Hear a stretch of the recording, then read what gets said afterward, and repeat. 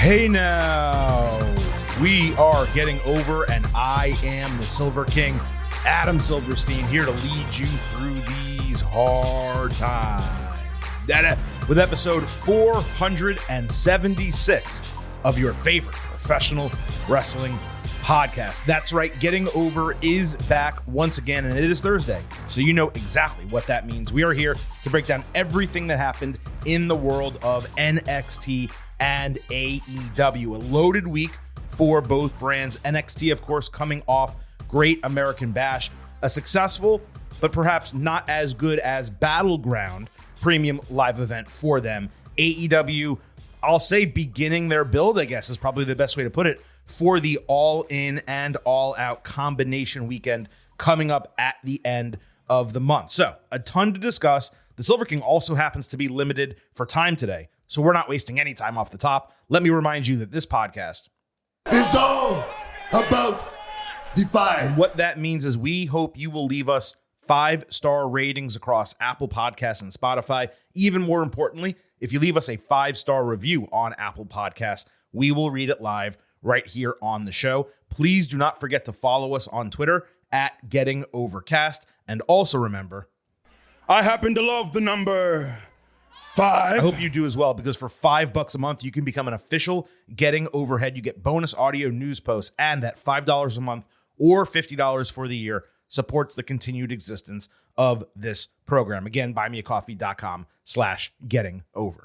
One more item before we fully get into today's show. I want to go over our WWE SummerSlam plans. We already have our SummerSlam Ultimate Preview in the podcast feed. Be sure not to miss that. Vintage Chris Vanini and your boy, the Silver King, break down every single match on the card with predictions, analysis on how things are going to go both at SummerSlam and in the future, and plus a lot more from SmackDown and Raw this past week in WWE. On Saturday, earlier in the evening, we will have your WWE SummerSlam live pre-show on Twitter Spaces. Again, follow us on Twitter at Getting Overcast. Another good reason to follow us is we will have pre- and post-show polls posted. That way, that was a big tongue twister right there. But that way, you guys can let us know your pre-show expectation grades and your post-show grades, and we make those grades part of our WWE SummerSlam Instant Reaction podcast coming Saturday night as soon as that show ends. Every reason to follow us on Twitter at Getting Overcast, and every reason to listen to our Ultimate Preview and Instant Reaction. One already in your feed, the other coming up late Saturday night. With that said, we're going to get into NXT and AEW for this week. A reminder, we do have timestamps in the episode descriptions, so you can always bounce around if you have time to listen to one now, the other later, whatever the case might be. Just remember to check the episode description for those timestamps. Now, we are going to start with NXT today, mostly because, look, it's a 2-hour show, and with AEW right now, we're talking about 5 hours of content that we're going to be reviewing every week. So it's much easier to knock out NXT and then spend as much time as we want, really, on AEW through the end of the program. So Carmelo Hayes and Trick Williams were chopping it up backstage. And I'm noticing now, before I even say this, because I did have some Great American Bash fallout notes. There's only 3, but one of them involves Trick Williams. And that is that Trick might be the best corner man in professional wrestling. I don't so much mean like a manager like Paul Heyman or anything like that, but a dude who has another dude's back, or a chick who has another chick's back. I don't know that there's anyone right now who I would have said coming out of Sunday Night Show would be better at that than Trick Williams. He was fantastic. I also, another note from Great American Bash, I would pay to just see Wesley and Rhea Ripley fight one-on-one. You know, what happened on that show is he kicked out of one of the most protected finishers in the entire company, and it was him going through a table. Now, there was the delay, of course, of getting him up into the ring and then the pinfall. And whenever there's a delay, it's not exactly kicking out of the finisher. It's not the same. But it was awesome seeing them go together. And I mean, I'd even have her beat him. I know, like, some Silver King, you're crazy. That's stupid. He's been built up so well in NXT.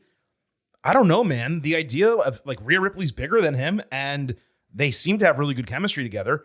I was interested in seeing that match coming out of Great American Bash. I don't think it'll happen. But those were really it. That's all I had. And then I did rewatch Carmelo Hayes against Ilya Dragunov. I'm sticking with 4.75 stars A+. I thought it was an incredible match. It was.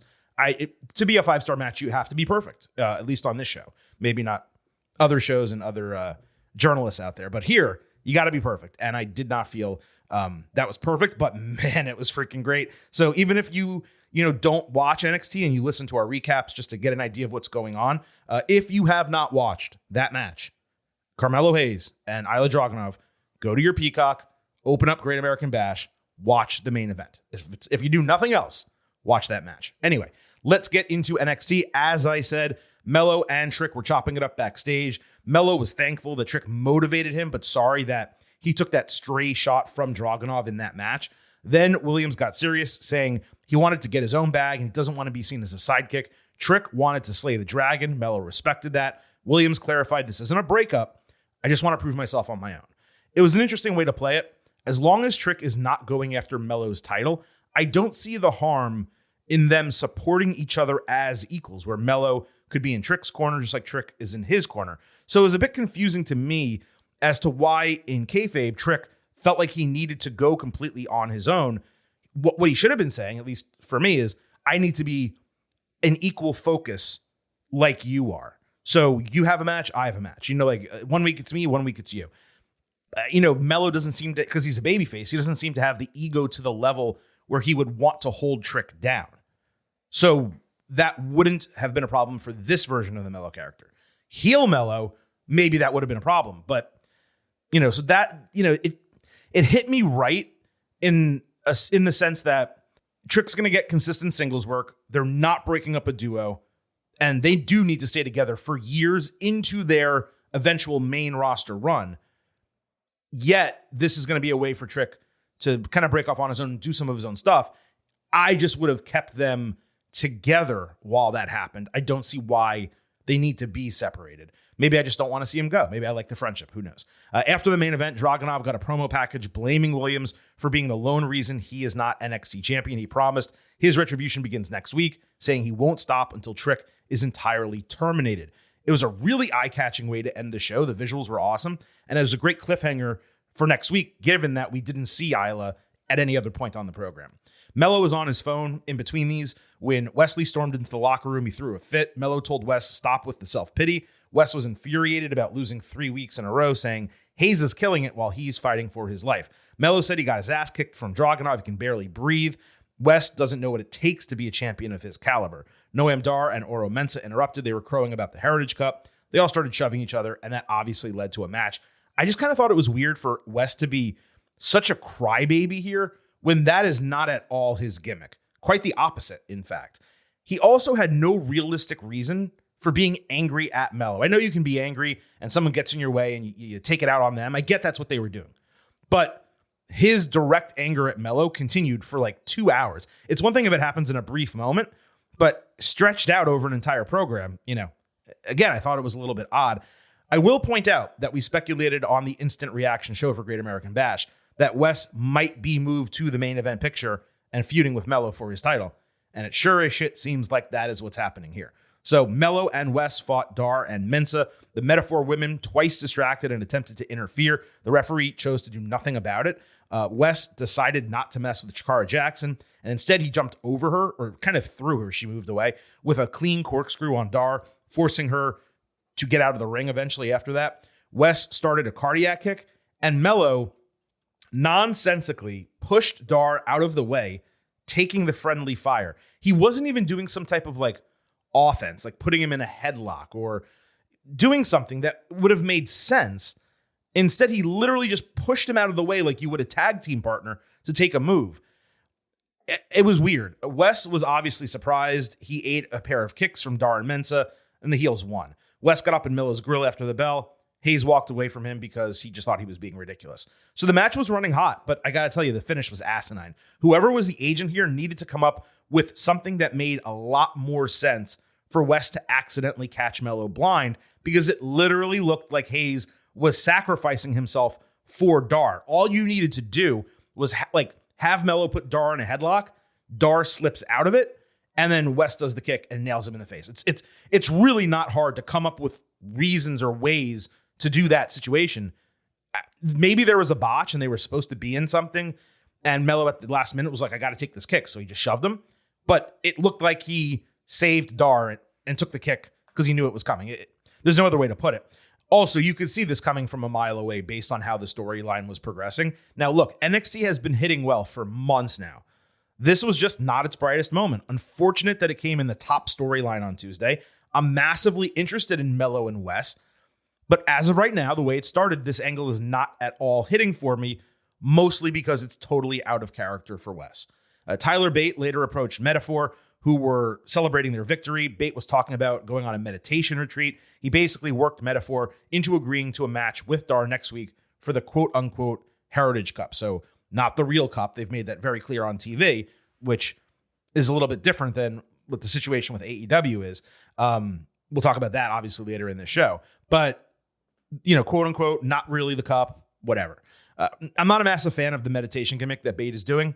It worked well here, just as a direct counter to the extreme energy of Metaphor, which I gotta tell you is becoming more and more entertaining by the week. I liked it when they first came together, and I just like it more and more each week. Maybe because for some way, it reduces Noam Dar. Like, if you just get full Noam Dar, 100% Noam Dar, in the ring, great. But like on the mic, cutting his promos, it can get really annoying. And I know that's part of his character, but it can.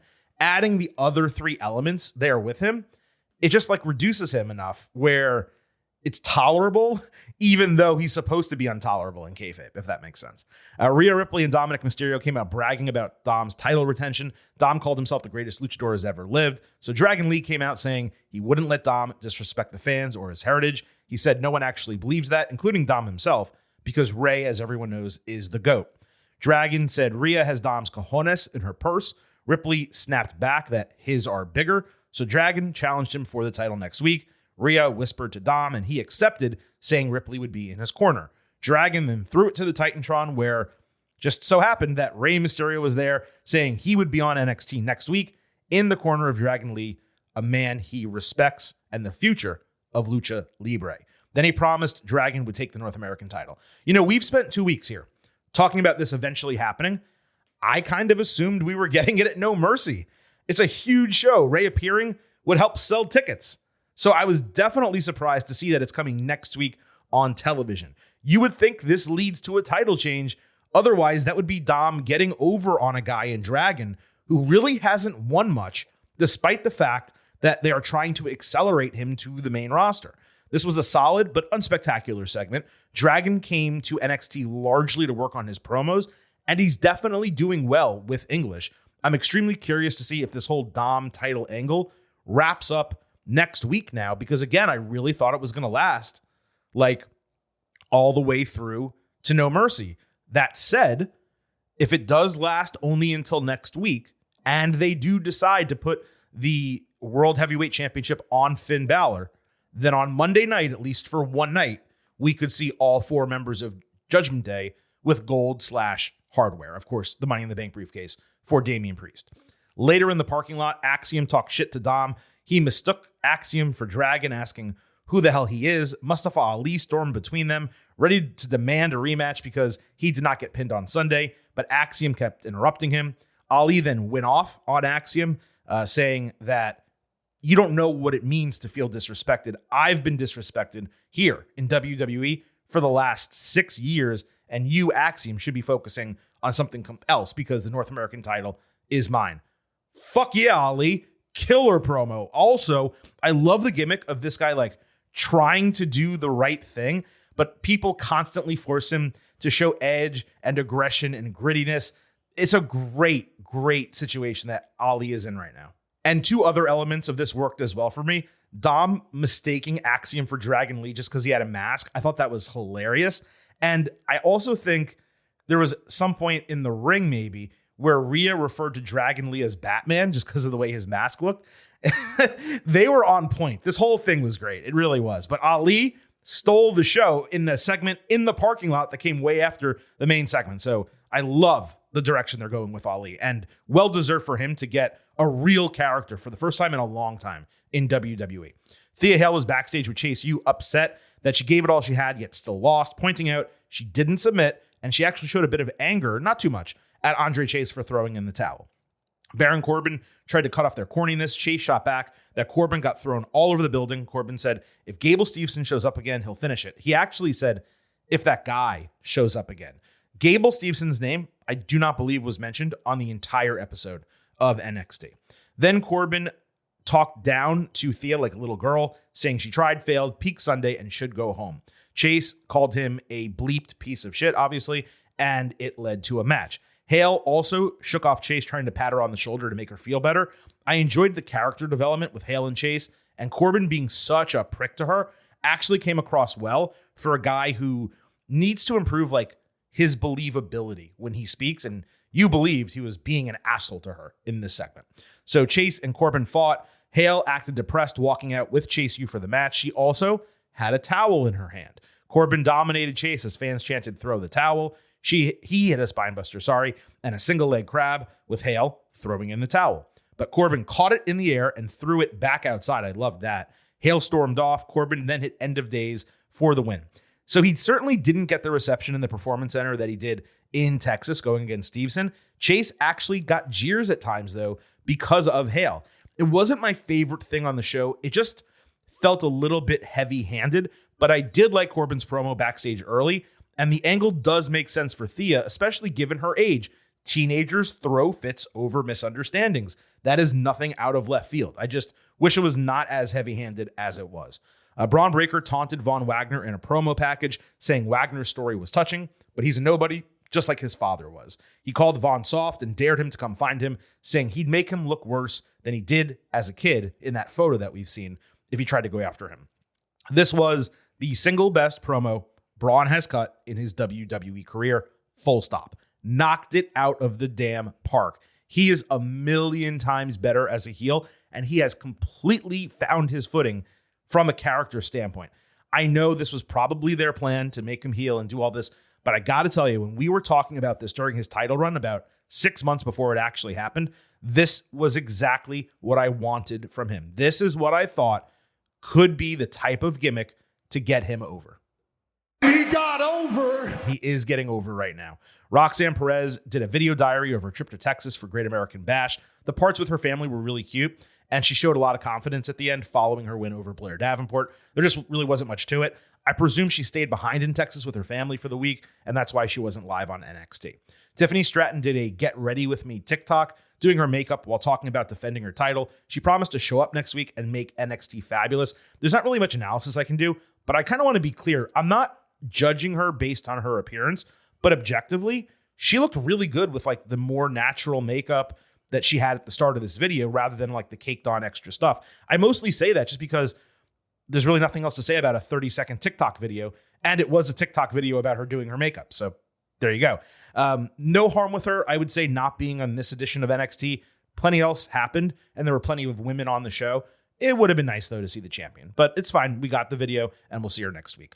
D'Angelo family pulled up in the parking lot to open NXT, only to immediately get attacked and laid out by Gallus. In the training room, Tony D said they were going to hand Gallus's asses to them and challenge them to return to the arena. Stacks pointed out, Tony, it's going to be 3-on-2. This doesn't make any sense. Tony said he would make a call to, quote, you-know-who, to see if he'll get their back. D'Angelo later on the phone said business is business, and if he got help from this guy, they would be even Steven.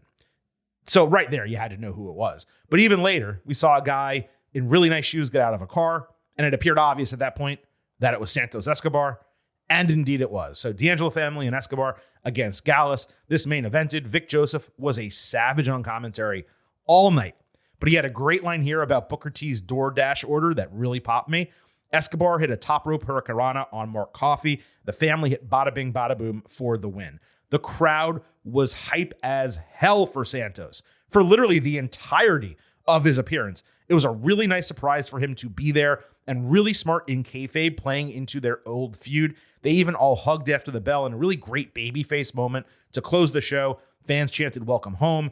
It was awesome. I'm really curious to see the direction that NXT takes the D'Angelos and Gallus now that their feud is presumably over. Obviously, the D'Angelos are champions, so they're going to be defending the title. What are you going to do with Gallus? And what are you going to do with the D'Angelos in terms of the people that are going to be challenging them? I could maybe see Metaphor, the guys, obviously. I don't know, though, what else they do because there's a lot of babyface teams on the brand right now.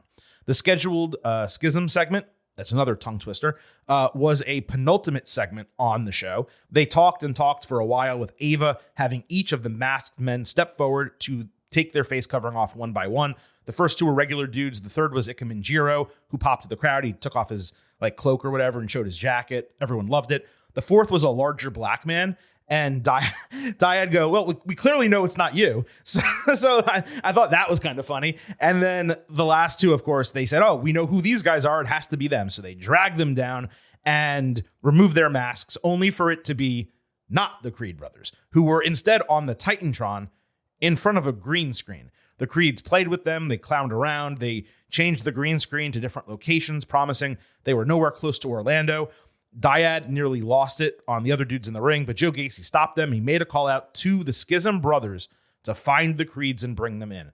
Now, the positive here was the Creeds showed a ton of personality beyond their normal, we're real wrestler and brother types of gimmick, right? Like, that's what they've done their entire NXT run. They showed a lot of personality. They were naturals doing the shticky comedy stuff. The negative, though, was that the segment was rough. It was kind of an eye roll. And while they were able to do the shticky comedy stuff, it wasn't actually funny. And I just thought the conceptualization of the entire thing was kind of boring. It would have been maybe cooler if they were in the Schism's lair, or somewhere clearly where they're in Orlando, but they're not obviously at the Performance Center. Or if they had pre-taped that, for example, and then showed up and pulled them out of the ring, or did, in Schism masks, pulled them out of the ring and beat the shit out of them outside. It just seemed like a long way to go for something that, for me, didn't deliver that well. And again, the whole loser leaves town stipulation. Why are they still in town? Why are they still appearing on the show? Maybe the whole deal is that Schism says, hey, you know what? That loser leaves town thing, who cares? We just want to fight you again. And then it's just a shrug. The entire thing's a shrug. Lyra Valkyria fought JC Jane. JC pulled off Vic Joseph's headset to cut a quick promo on Lyra before attacking her during her entrance with a cannonball senton off the apron. Valkyria got most of the offense and hit a nice Northern Light suplex bridge. Then she hit a roundhouse kick and her simple splash for the victory in over 9 minutes. It was almost 10. Lyra was definitely the right winner given the story they've been telling with Rhea Ripley, but JC looked good even in defeat here. It's the same comment I always make with Lyra, and I know you guys might get tired of hearing it. A roundhouse kick and a falling splash are not modern finishers. She is way, way too talented to have such simple signature and finisher moves. Simple as that. Eddie Thorpe fought Dijak. This was a hard hitting, as you would expect. Dijak hit a huge boot on Thorpe through the ropes outside, and then a discus boot to the face inside for the win. Even though Dijak is definitely higher on the card than Thorpe, it was surprising to see him beat Thorpe this easily, given Eddie won that awesome NXT Underground match against Damon Kemp.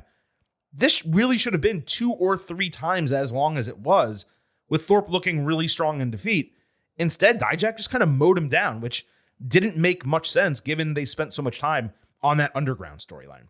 Yulisa Leon and Valentina Feroz fought Elektra Lopez and Lola Vice. This was a regular match debut for Vice, former MMA fighter Valerie Loretta.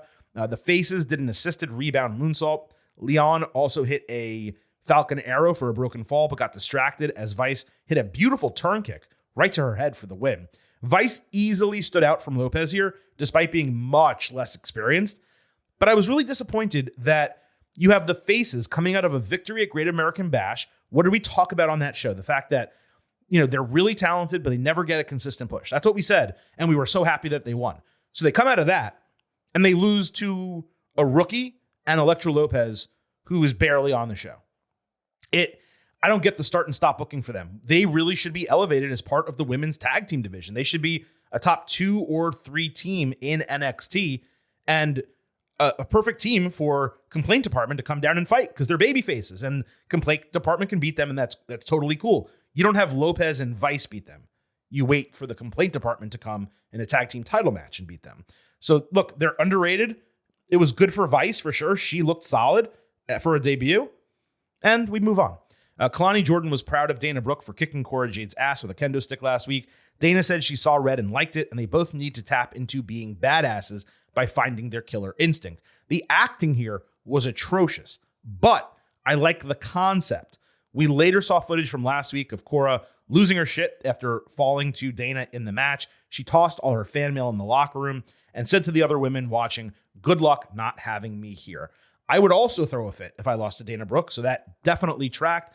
Cora's also deleted her Twitter and her Instagram, or she's blacked it out, something like that. So she's off social media. She's walking out. People, oh my God, is she leaving WWE? Like, guys, it's clearly a television storyline. They would just write her off if she was actually leaving the company. So either she's getting called up to the main roster, and that is possible because she is, as last I knew, dating Braun Breaker. It's possible the Braun and Vaughn feud that they're about to do is his last one. He gets called up after SummerSlam. If so, and Cora goes with him, that would absolutely make sense. It's also possible she's just refreshing her character, which, what do we talk about? She needs it. What she's become, this like emo version of what she was previously, doesn't really work. I liked her better as a babyface. I'll just tell you that right now. It's a crutch for people to say, oh, if they turn heel, they'd be so over. I think Cora Jade's been worse as a heel than she was as a babyface. It's one of those rare, perhaps, people. So I would turn her back. We'll see what they end up doing. And that really wraps up the week in NXT. I thought it was a really solid show coming out of Great American Bash to establish some new storylines. Didn't love everything that they did. You can't love it every single week, you know? There are many weeks where I say, hey, that NXT episode, pretty perfect. I mean, still, there may not be things that I completely love, but don't really disagree with the booking or anything. Here, a couple disagreements, still a solid show, and a totally worthy 2 hours. With that, let's move to AEW. Obviously, we're going to be talking Rampage, Collision, and Dynamite, and I promise you we will not spend that much time on Rampage. Collision was a really strong show that had a lot of random matches without rhyme or reason to them, plus 2 big-time storyline segments, one being a segment, the other being, of course, the main event match. It just kind of feels to me like they have 2 to 3 angles per show. In this case, 3. I forgot to mention there was a ladder match that opened, which was also fueled by an angle. Like they have like 3 per show, and then the rest is just like, we're just going to put quality wrestling on with no storytelling. Meanwhile, Dynamite was the 200th episode, and because it was the anniversary show, they reverted back to those old exploding paint graphics, which reminded me those are 1,000,000 times better than the red, white, and blue that AEW currently uses for Dynamite. They need to completely go back to the old aesthetic. It separates them from WWE. The current Dynamite setup makes it look almost exactly like WWE. And it's just something different. It gives the entire show personality. The graphics have personality. They got to go back to that multicolor paint exploding, whatever thing that they got to do. The only other thing I'll say about the 200th episode in general, before we get into the specifics, it did feel like an anniversary episode in that there were just things that happened there that were in vacuums. And yeah, there was some storyline continuation, don't get me wrong. But like even there was a women's title match on the show. We'll get to it later. It was set up on Rampage just to have a title match on the show, just to have the result that came out of that on the 200th episode. It was very clear that's what they did and why they did it, if that makes sense. So with that said, let's get into the full breakdown. We're going to start with the 2 big segments from Collision. First, CM Punk got mostly boos while carrying the red bag to the ring. He dapped up a guy near a negative MJF sign. He also got a decent chant. He said there's a lot of things going on in both AEW and Collision. Then he brought up wrestling at Wembley Stadium, saying we'll probably know at the end of the night some details on that. Spoiler alert, we did not. He called Ricky Starks a cheater and referred to the bag, saying he's been left holding it. Punk said he's not going to be nice anymore. When was he being nice? I don't remember that. And then he pulled out the AEW title, saying he's the real champion because he was never beaten for it. Then he spray painted a black X on it, saying it was his symbol. I thought the X should have been red because he always does the red X's. So I thought it was weird that it was black. Now I'm going to pause here real quick. He put the X over the title. And people on the internet, oh my God, did you see that he sprayed the X over the E? That means he's going after the Elite. No, it doesn't. It means he sprayed an X over the middle part of the logo, and the E is the middle part of the logo. Like, that's all it is, folks. Now, I mean, could they run a Punk Elite storyline? We've talked about it, that if you're bringing him back, which I still disagree with them bringing him back, but if you're bringing him back, that's your money storyline. Could they possibly do it? They absolutely could. This was not an indication of it. What did you want him to do? Spray the X angularly over the A? or the W, or not touching the letters at all. I mean, it just wouldn't have made any sense. So yes, you spray the X over the middle and the E was in the middle. Punk reminded that he's straight edge, saying that makes him, quote, better than you. And he repeated a third time that he's the real world champion. He was so repetitive in this promo. It was like he would say a line, say another one, and then go back to that original line. Starks came out to interrupt Punk. Then he wanted to pretend like he didn't come out so he could make his full entrance, which I thought was hysterical the way he did that. Starks said he did what Punk would have done in the Owen match. The title belongs to him. He's the face of Collision. Punk said he'd only defend the title with a special guest referee. Starks was fine with that, given Punk has no friends unless maybe he calls someone in Stamford. Nice line. Punk agreed to the match, and Tony Schiavone immediately announced it was next week, which was never said by Punk. Hey, I want to fight you next week. Tony just said it's next week. Then Punk had Schiavone announce the guest referee as Ricky the Dragon Steamboat to a decent reaction. So I was out Saturday night, and I asked some of you to send me a timestamp on the main event match because I didn't want to miss that when I got home. I was told, Silver King, you absolutely have to watch this segment. It is so freaking good. And I'm not here to tell you it was lackluster or anything. However, I do feel like some of you oversold it. We've been talking about Punk playing this angle for weeks now, and everyone knew what was in the bag, so it wasn't really a shocker. Spray painting the logo, which again should have been red, was obviously not original in any way. I mean, not only did the NWO do it forever, the Outcasts have been spraying everything, including, I think, the title at one point. Punk was also really repetitive in his promo. As I said, I guess I'm being repetitive now. He said each line at least twice. Starks was actually the most entertaining part of the entire segment. But let's not get it twisted. It was absolutely successful, setting up what one expected to be two matches. Punk Starks next week, where Punk will obviously retain, I guess, this title, and then Punk MJF for the undisputed title, presumably at All Out, given the way Punk spoke. It was actually a tad disappointing for me, though, that MJF, the single most outspoken person in AEW besides Punk, was on this show. He was backstage. He didn't even address this briefly backstage. I'll deal with Phil another time. What a ridiculous statement. What an asshole. Anything he could have said. But they just didn't do it. Also, they're promoting this match next week as a real world title match when, he's not the champion. We can literally look at the way WWE is handling the Heritage Cup just because it's happening at the same time. The Heritage Cup with Noam Dar, they say it's not the real one. He doesn't have it. It's fake. Everyone says it's fake. So that's what they're going with. And here, everyone, Punk's this is the real world title. I'm the real world champion. And Tony Schiavone's okay. And Tony Khan's okay. And we'll give you a title match. So is this recognized now? For a company that was doing interim belts and all these other things, it really does not make sense if you think about it. And then you had Schiavone, who is basically Tony Khan's representative on TV. He not only played along, like I just said, but he knew the special guest referee ahead of time, which means the agreement was made, the match was made, and it wasn't even Tony in kayfabe being wow, this is a really interesting segment. Yeah, I'll give him a match. Why not? It was all set up ahead of time in kayfabe. So I just thought it could have been a lot smoother. It could have made a lot more sense, but it was perfectly solid. Again, I just wish it was more unique, less trite. And AEW really should not be sanctioning any type of match, given he's not the champion. It should just be them fighting and Punk saying, here, if you want this belt, this physical belt, then yeah, I'll put it on the line. And if you win, it's yours. Something like that. All right. So also on Collision, we had the tag team championship match. This is the one we've been waiting for. FTR against MJF and Adam Cole. There were double clothesline and FTR chants before the bell. MJF did the worst strut I've ever seen. Maybe it was purposeful. During an old school sequence, MJF sold an injured ankle landing on a leapfrog, but was totally fine moments later. Cole hit a series of signatures for near falls. The challengers hit a super kick during a tombstone on Cash Wheeler for a false finish. FTR got a superplex and a splash combo on Cole. Dax Harwood nailed MJF with the slingshot Liger Bomb for another false finish.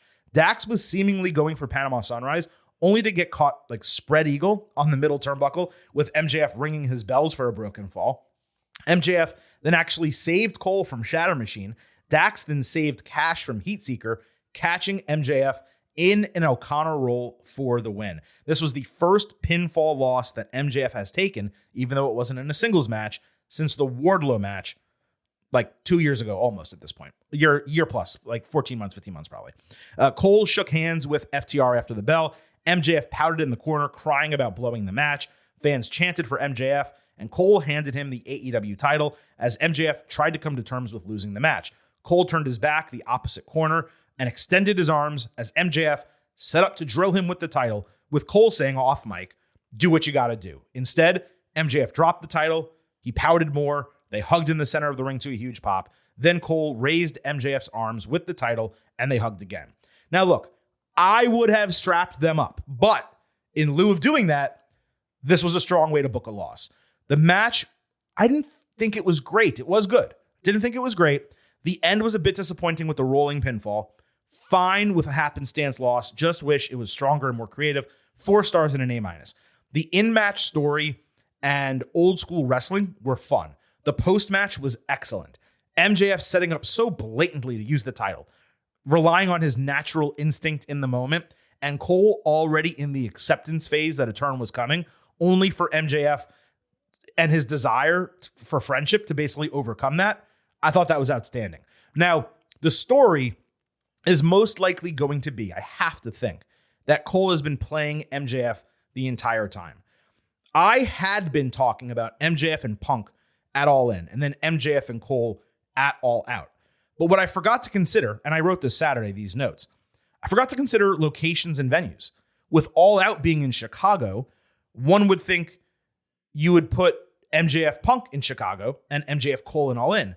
The problem is, it makes way more sense to do it in the order I suggested originally if you are going to have Cole win the title. You have MJF beat Punk at All In, and then Cole's waiting in the wings.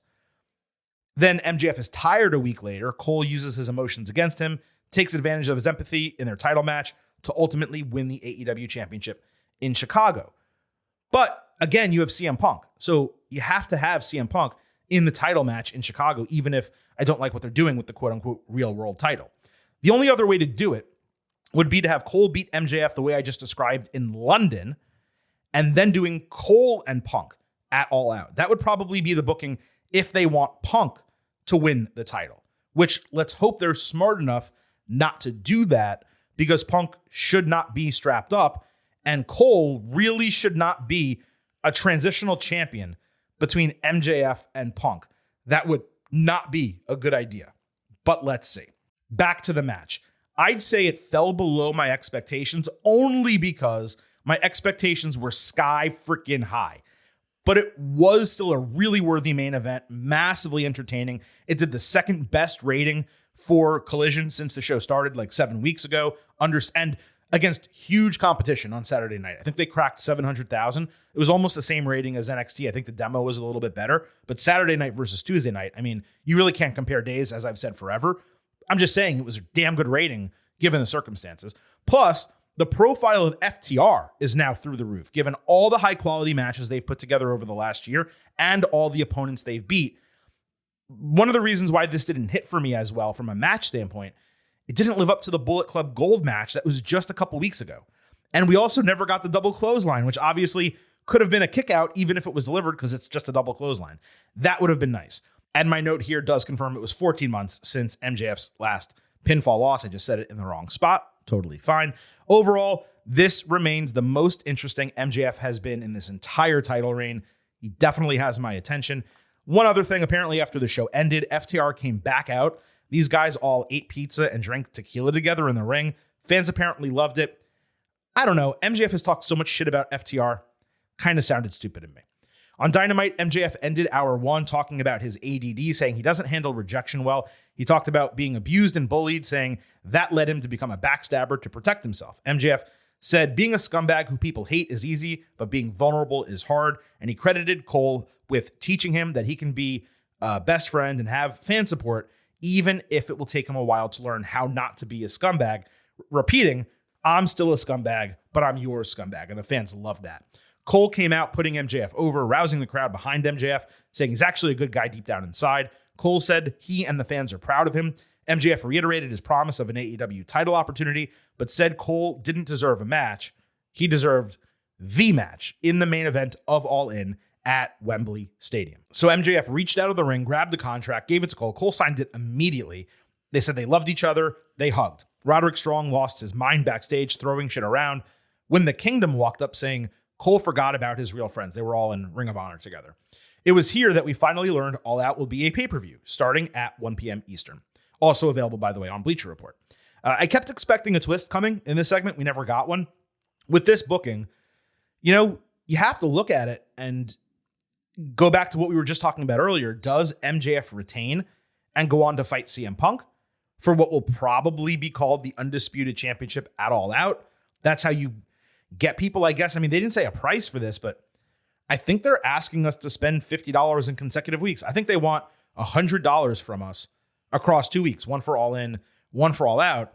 And if you're doing MJF and Punk in the main event for the Undisputed title, if that's what they call it, then that does make some sense on how you could try to book both shows versus Cole Punk, which has zero build whatsoever.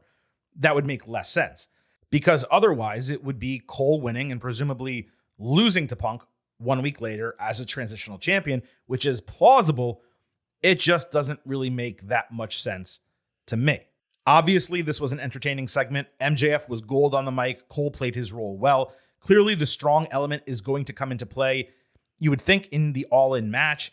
I assume it could cost Cole the title with them feuding coming out of the show. The other option is Cole cheating to win and Strong either being proud of him or angry at him. A third is Strong linking up with MJF. That seems like the least likely of the three. And then there's one other storyline option that does not involve Roderick Strong, or at least we don't think it does. And that's the fact that MJF repeated 2 times, "I am a scumbag" in this segment. He handed Cole a contract. Cole signed it immediately. Didn't look at it, didn't do anything. There could be a stipulation as part of that contract. Let's not forget the show is still basically 4 weeks away. There could be a stipulation in that contract that hurts Adam Cole that we don't yet know about that gets revealed a little bit down the line. Maybe Strong tries to split them up and MJF says something to him. There's a million ways that it could possibly come out.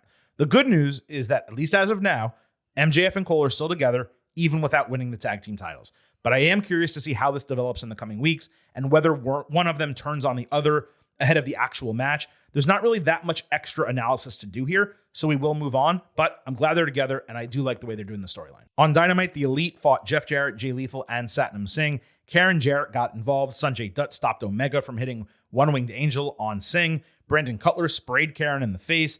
Dutt beat him outside. Then the Hardys ran down to attack Sanjay because clearly they were both needed to take him out. Jarrett grabbed a guitar. Then Hangman Adam Page jumped into the ring out of nowhere and took a buckshot lariat. Delivered, I should say, a buckshot lariat. Then Omega hit Lethal with One-Winged Angel. The crowd was insane for the finish. It was definitely fun, but it was also convoluted as hell. Did the Elite really need this much help to beat 3 mid-card, lower mid-card heels? One of them being Satnam Singh, the other really old Jeff Jarrett, and Jay Lethal. I mean, it seemed like a lot, folks. After the bell, the Elite stopped their music and Hangman announced they all re-signed with AEW. This was news that was broken earlier in the day, as if any of these guys were going somewhere else. Omega then did goodbye and good night. Coming off the announcement of all 4 guys being re-signed to multi-year deals, I expected more from them on the show, such as, the start of a storyline for All In, which is less than 4 weeks away, but it was entertaining and fans liked it. So you have to give credit for that. On Dynamite, Chris Jericho and Konosuke Takeshita fought Daniel Garcia and Sammy Guevara. This opened the show without any additional storytelling. Takeshita put Walls of Jericho on Guevara. Sammy later took him out with a shooting star press outside. Garcia blocked Judas Effect and put in a sharpshooter, but Don Callis drilled him in the head with a bat. Jericho was shocked at Callis. He delayed for like 30 seconds, then decided to cover Garcia for the win. Later backstage, Daddy Magic said JAS would have a mandatory meeting and Jericho was required to be there. Definitely some interesting booking overall. The only part of this that does not play with me is that Jericho is a veteran. He's smarter and more experienced than 99% of the people in the industry.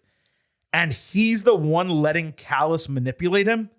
That really does not track with his character and history. Nor does it make sense why he would not want to lead his own faction after seeing so much success over the years. So That part of it annoys me, but this storyline is interesting and it's away from the titles. That's important. On Collision, Andrade El Idolo fought Buddy Matthews in a ladder match. Andrade's mask was hung over the ring here. Andrade had ring gear that kind of made him look like old school Diesel to start this. He had a moonsault off a ladder outside. There was a great sign taunting Buddy in the crowd. It said, "Dirty Dom stole your girlfriend." Love that sign. Credit to you.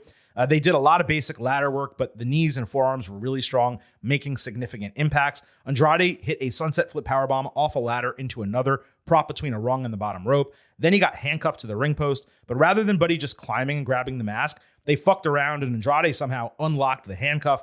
Then Buddy stupidly messed with him, only to get handcuffed himself. Somehow, bolt cutters were readily available for Buddy. Julia Hart jumped on Andrade, who climbed with her on his back, shoved her off the ladder into Buddy, both of them going through a table propped in the corner. Then he grabbed the mask to win the match. AEW cut away from the end of this match after 10 seconds, so we couldn't even soak in Andrade's win for like a 20-minute battle. I'd probably give this 4 stars and an A-. That's really only because of the danger. It was really like 3.75 stars and B+. High-level talent, they would have been better served like in a singles match without the ladder stipulation, but I understand that they did it because of the mask. On Dynamite, Jon Moxley, Pentagon, and Trent Beretta fought in an anything goes triple threat. Trent put Mox through 2 tables with a superplex at ringside. Beretta was immediately busted open hard way. Penta put Trent through a table with an avalanche Canadian destroyer, only for Mox to shoulder tackle Penta through a prop table. Mox then pile drove Penta into thumbtacks, where you'd imagine his ass actually took most of the punishment. Then he did a release suplex where Penta definitely took the brunt of it.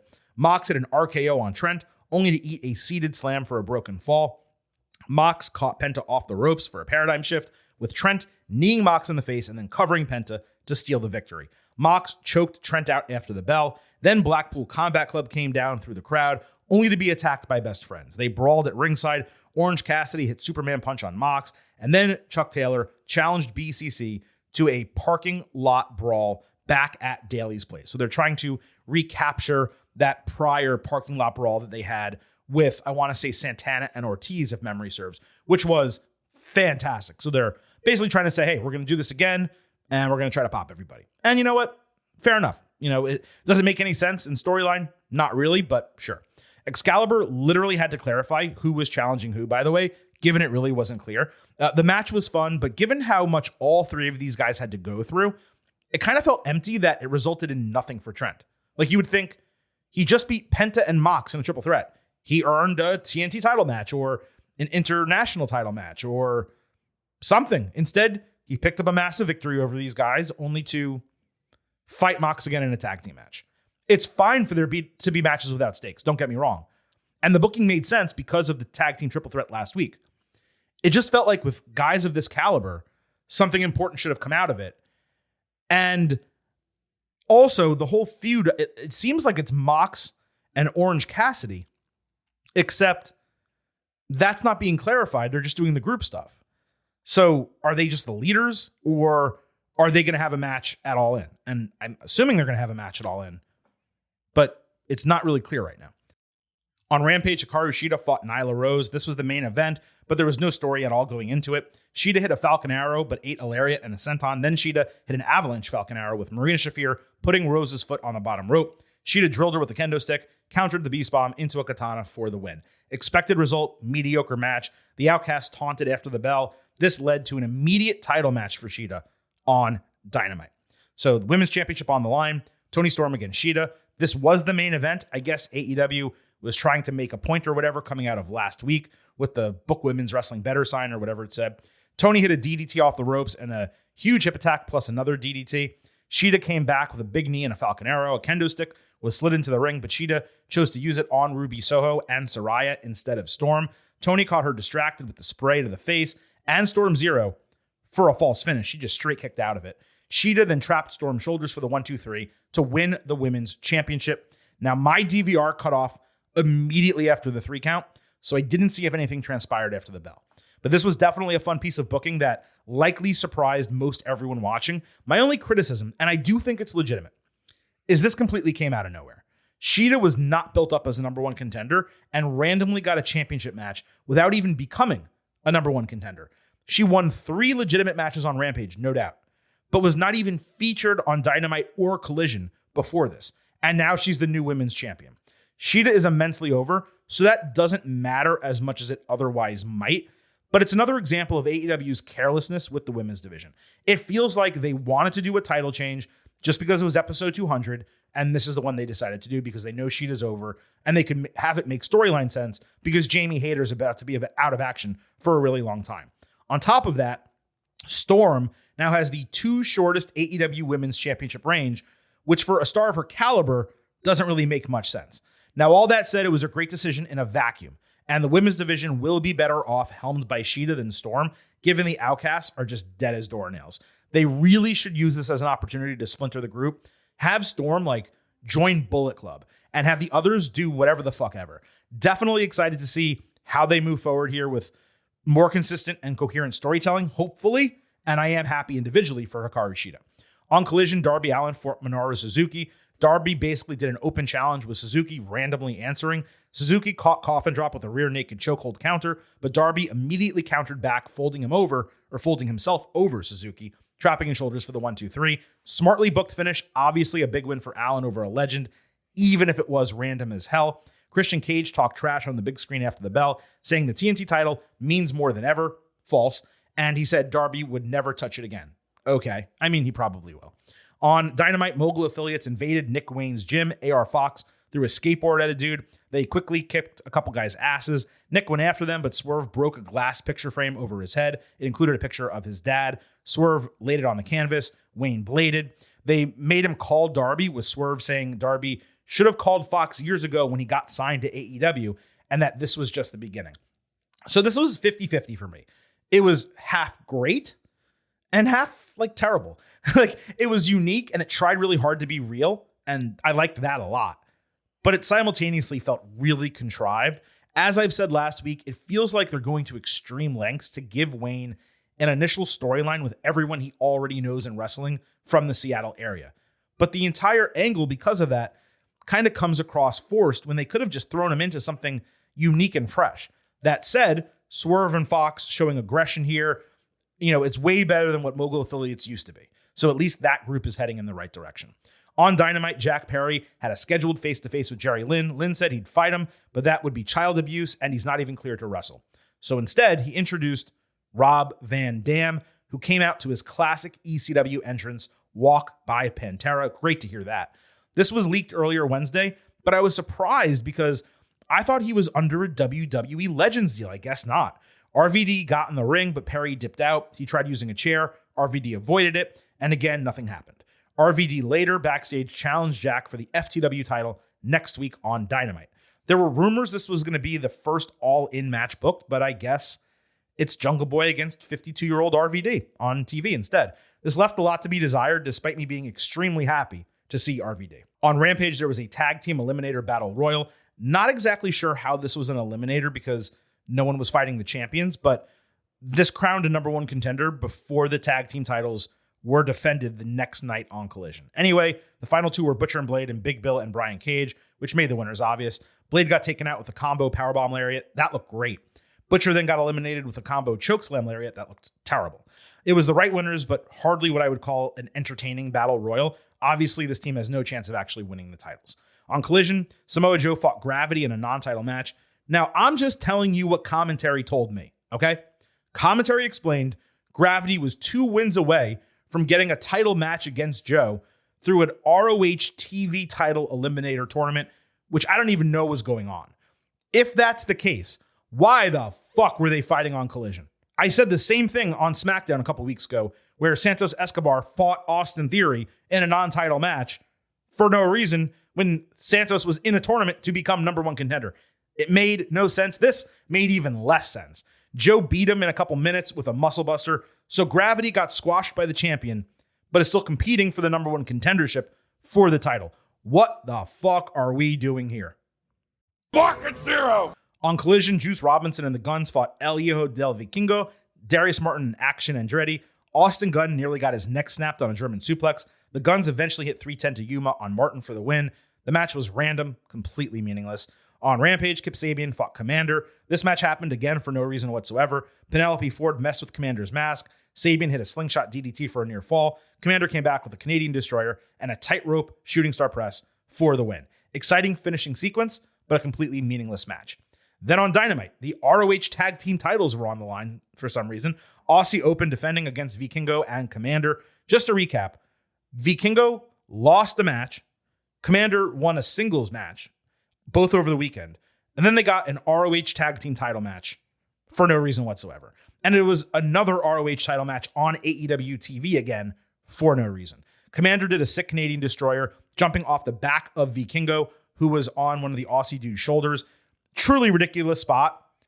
Maybe one of the best spots of 2023. It was freaking ridiculous. The faces hit stereo 450 splashes. Commander then made a huge kick and stereo lariats, plus the champion's finisher, I don't know what it's called yet, in a title retention. So the faces lost again. I got nothing for you here. Miro was being interviewed by Tony Schiavone when Aaron Solo, I think, I wasn't even sure it was Aaron Solo, I think it was, randomly attacked him with a chair for no discernible reason. Miro hit him with one chair shot, yelled Schiavone, and that was it. This might have been one of the worst backstage segments I've ever seen in professional wrestling. There was zero rhyme or reason to it. Random as hell, stupid, and poorly executed. 0.0. On Collision, Mercedes Martinez fought Kiara Hogan, another match that happened just randomly. Martinez beat Hogan via submission with a cool bent-over chokehold. Chris Statlander then ran down for the save, but dropped her belt like an idiot and turned her back like an idiot, only to take a belt shot from Martinez. Then Willow Nightingale made the save after that. At least there's a mini storyline with Martinez presumably challenging Statlander soon, but it's really the bare minimum storyline. And lastly, the Kingdom got a promo package on Rampage praising Tony Khan for buying Ring of Honor. Really, that's what it was. They later beat a couple jobbers in 30 seconds. This was a complete and total waste of television time. That is one big pile of shit.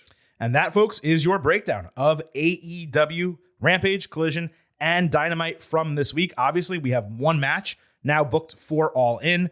Seemingly one match we can probably expect being booked for All Out. Actually, let's make that two, because we are going to have Luchasaurus and Darby Allin for the TNT title. So we have two shows coming up, 1 in 4 weeks, 1 in 5 weeks, and 3 grand total matches announced for those shows. But we did learn that AEW All In is going to be on pay-per-view, available on Bleacher Report. It's going to start at 1 p.m. Presumably, it's going to be $50, just like All Out. We'll find out. We don't know that 100% for sure. And we also know that All In apparently has 77,000 tickets distributed, which means by the time that show begins, it may well be the most attended wrestling event in history, over WrestleMania, over SummerSlam, over anything. And that is shocking, obviously. We're going to have to see, really what this is all about by the time we get to the show. It's legitimately wild. We did talk about this being a perfect storm situation for AEW, never having a single show in Europe at all, and then doing their first one at Wembley Stadium and making it All In. Very, very smart business from Tony Khan and the company. It's going to be really interesting to see what All In looks like and whether it ends up delivering to the level that having 80,000 people in a stadium needs to deliver, if that makes sense. But folks, like I said, this is a crazy week for me. I don't have much time today, so we're going to wrap up the show real quick. I appreciate all of you listening as always. Don't forget to listen to the WWE SummerSlam Ultimate Preview already in your podcast feed now that this show is over. And don't forget on Saturday to join us for our WWE SummerSlam Instant Reaction. We will have a live pre-show on Twitter Spaces at Getting Overcast. Also pre- and post-show polls for SummerSlam on Twitter at Getting Overcast. And that means there's only a few reminders left as we get out of the show here. First, It's all about the 5. it is all about the 5 here at Getting Over. Please leave us 5-star ratings on Apple Podcasts and Spotify. On Apple, if you leave a 5-star written review, we will read it live right here on the show. Of course, follow us on Twitter at Getting Overcast for episode drops, news, analysis, highlights, and all the stuff I just mentioned about SummerSlam. And please also remember, I happen to love the number 5. and I hope you do as well, because for $5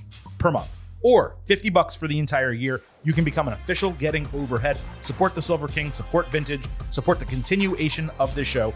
Visit buymeacoffee.com/getting over and sign up. You also get bonus audio and news posts every single week. The next news post is coming out on Friday. Thank you all for listening to this edition of the Getting Over Wrestling podcast. We will be back on Saturday with that WWE SummerSlam instant reaction. With that, it is time for the Silver King to sign off and leave you with just 3 final words. Bye for now.